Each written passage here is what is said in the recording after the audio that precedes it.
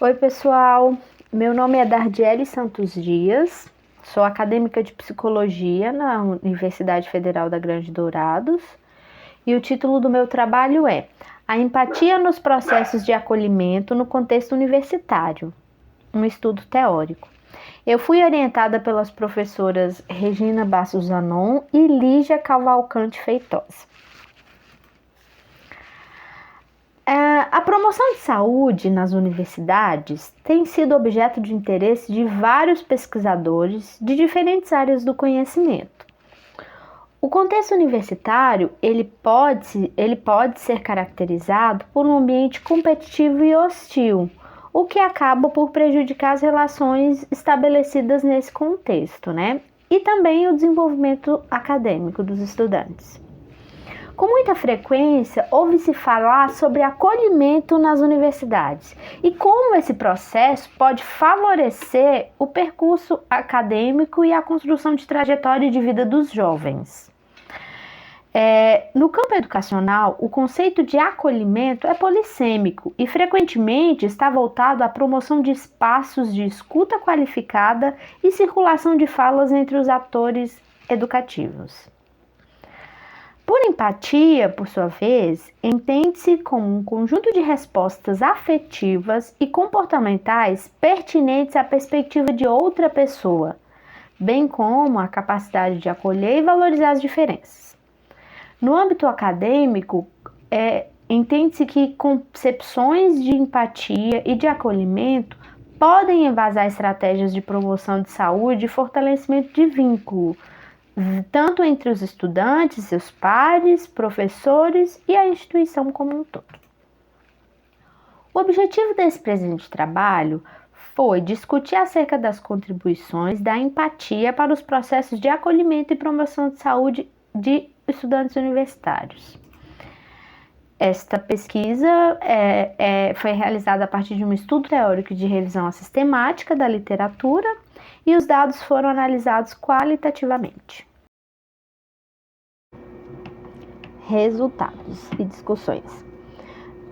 Os estudos que abordam o acolhimento nas universidades ressaltam os projetos e programas voltados à integração dos alunos à instituição, sobretudo em relação aos calouros e intercambistas, principalmente no que se refere às políticas socioassistenciais dos alunos. Muitos autores ressaltam a importância do acolhimento para a promoção da saúde mental no ensino superior. No entanto, não foram encontrados estudos que considerassem a empatia como parte constituinte desse processo.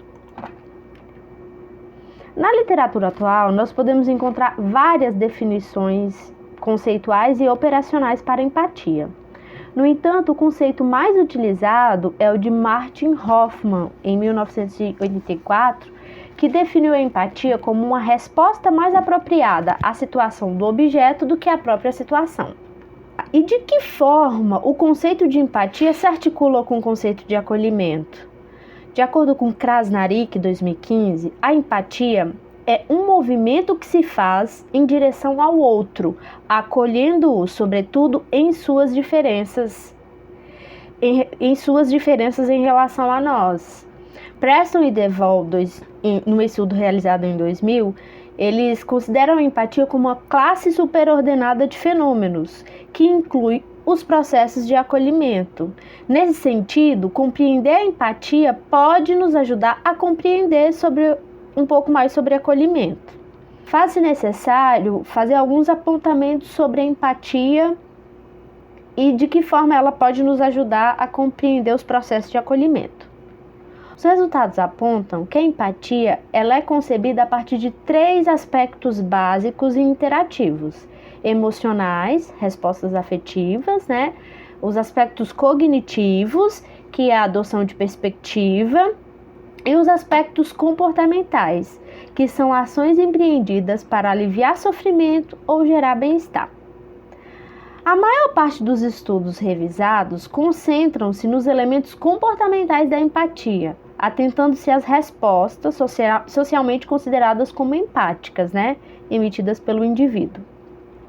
Aqui a gente pode exemplificar como os comportamentos altruístas e de cuidado. É importante destacar a interatividade entre esses 3 níveis da empatia, né? O nível emocional, cognitivo e comportamental. De modo que nós podemos considerar a empatia como uma classe superordenada de fenômenos, como eu disse anteriormente. É importante destacar a interatividade desses 3 níveis, de modo que nós podemos considerar a empatia, como eu disse anteriormente, uma classe superordenada de fenômenos que envolvem tanto aspectos emocionais quanto cognitivos e comportamentais, e também os processos de acolhimento. Os estudos desenvolvidos em empatia geralmente se concentram em um desses 3 níveis. No entanto, tem um estudo dos autores Stephanie Preston e Franz de Waal, publicado em 2000, que eles propõem a compreensão da empatia de maneira integrada. E eles propõem também a aplicação do mecanismo percepção-ação à empatia, que consegue reunir várias visões discrepantes e esclarecer algumas lacunas conceituais, tornando a empatia como um processo que envolve vários fenômenos interativos. Então, o mecanismo percepção-ação, ele opera no sistema nervoso, tem bases genéticas e neurobiológicas e ele relaciona-se com os neurônios espelho. Através desse mecanismo, constata-se que toda e qualquer ação do sujeito frente a um objeto específico faz referência à percepção que o sujeito tem desse objeto.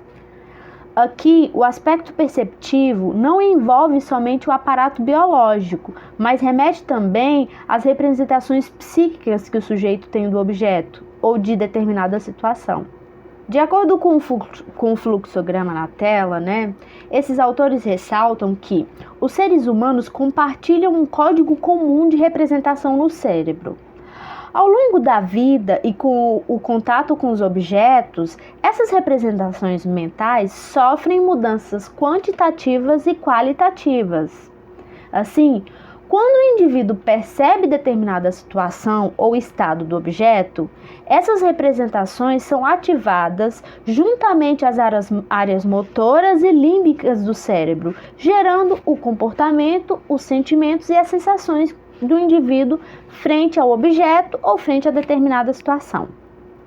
É importante destacar que as representações mentais modificam com a experiência, e quanto mais houver intervenções no campo perceptivo do sujeito, mais qualitativa será a mudança obtida nessas representações e, consequentemente, mais sofisticado será o mecanismo percepção-ação do indivíduo e, consequentemente, a atividade empática e, no nosso caso, também os processos de acolhimento.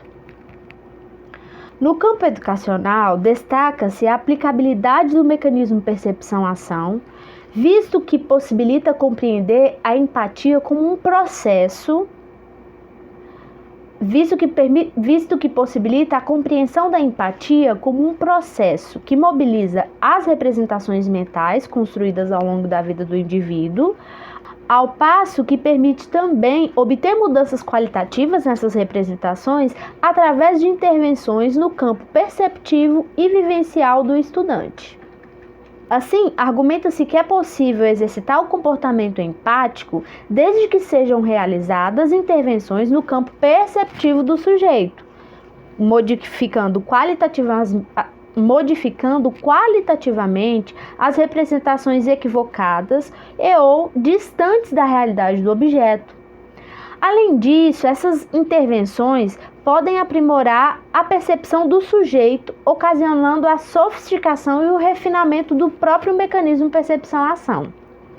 Esta questão sustenta a importância de trabalhar a empatia no contexto universitário, posto que essa prática pode favorecer o relacionamento entre os alunos, professores e demais agentes atuantes na universidade, assim como auxiliar na inclusão de alunos com necessidades educacionais específicas, proporcionar a comunicação e a resolução não violenta de conflitos.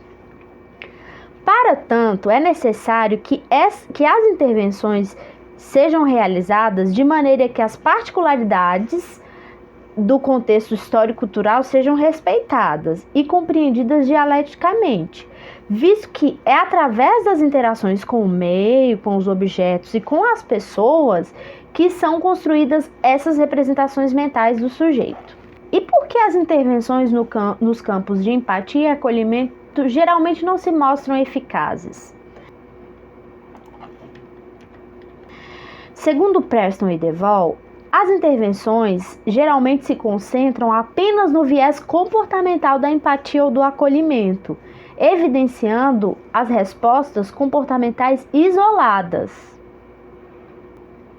Segundo esses autores, as intervenções devem ser processuais e contemplar os aspectos que compõem a empatia, que foi o que eu citei anteriormente, os aspectos emocionais, cognitivos e comportamentais.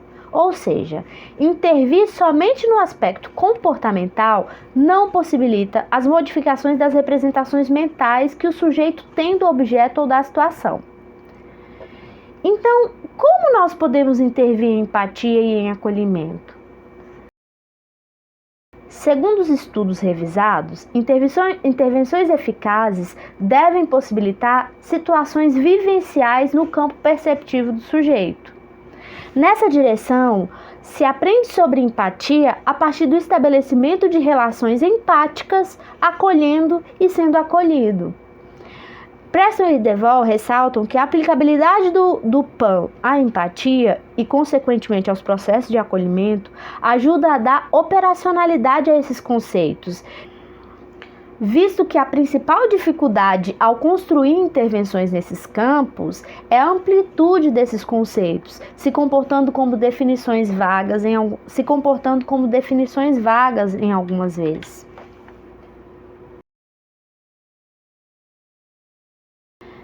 Então, nós podemos concluir que, como foi mencionado anteriormente, as articulações entre os conceitos de acolhimento e empatia é muito pertinente, visto que consideramos a empatia como uma classe superordenada de fenômenos que inclui o acolhimento. Além disso, o conceito de acolhimento na perspectiva da empatia é considerado como um processo e não como respostas comportamentais isoladas.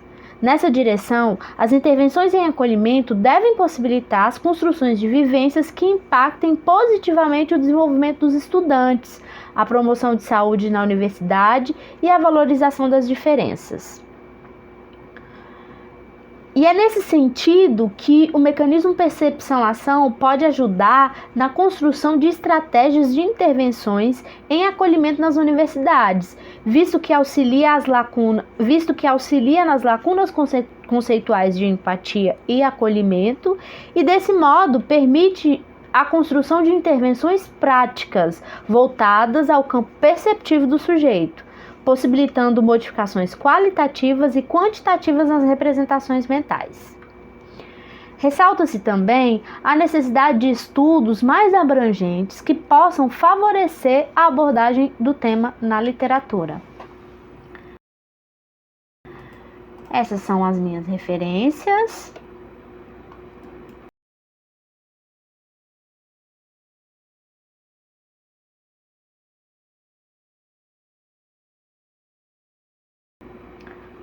Agradeço às professoras Regina Zanon e Lígia Feitosa pelas parcerias e empatia na construção desse estudo.